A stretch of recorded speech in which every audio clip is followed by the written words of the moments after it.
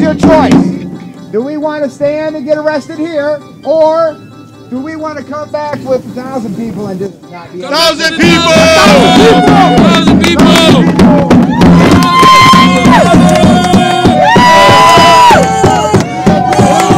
Earlier this week, Occupy foreclosure advocates, family members, and local community gathered at the home of Blanca Cardenas to protest her recent eviction and deportation. Protesters broke into the Cardenas home Tuesday evening, demanding that Blanca Cardenas be returned to her family. She was arrested last week when she refused to leave her home. She and her husband had recently won ownership of their home from Bank of America. However, during the legal proceedings, the bank had sold the home to an investor. The investor declared a citizen's arrest on Cardenas, and LAPD took her into custody. Police discovered Cardenas did not have proper immigration papers and turned her over to the Immigration and Customs Enforcement, also known as ICE. Cardenas is currently staying with relatives in Mexico. The judge ordered that she not return to the States for 20 years. We wanted to make a statement, and we wanted to make sure that they had a day that they could come back, because they feel that this house belongs to them. And they're going to have a day in court. And we're going to make sure that his side of the story comes out when he comes in court. Cardenas leaves behind 2 children, including her 1-year-old daughter. The toddler is currently in the care of relatives who have noticed a change in her demeanor and health since losing her mother to deportation. Well, my uncle is Gerardo, and he is married to Blanca, which is my aunt-in-law. And I'm really close to Gloria. She's a really nice little kid. I usually play with her.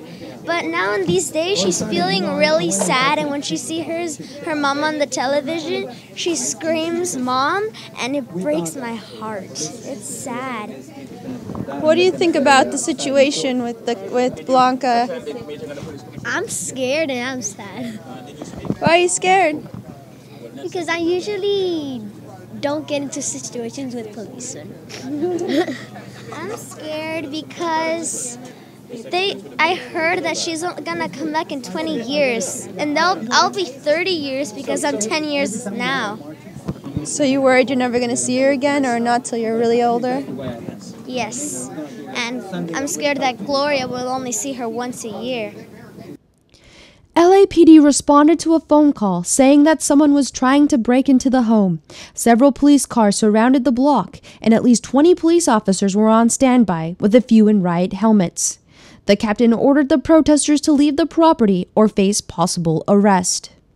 Well, as you can see, there's a lot of people here filled with emotions, and they're concerned about the owner who was evicted from this house and wife eventually deported. I understand the concerns, I understand the emotions that is filled, but they indicated that they want their day in court. We're prepared to give that, but I don't want them to have a day in jail. And so we asked them to leave peacefully, and I suspect that they will. So if in the case that they chose not to leave, what would they be arrested for? What particular law would they be violating? Well, I don't anticipate it will come to that. If at the time, if they refuse to comply, then whatever law is broken, and we'll take the appropriate action. But I don't anticipate it will come to that.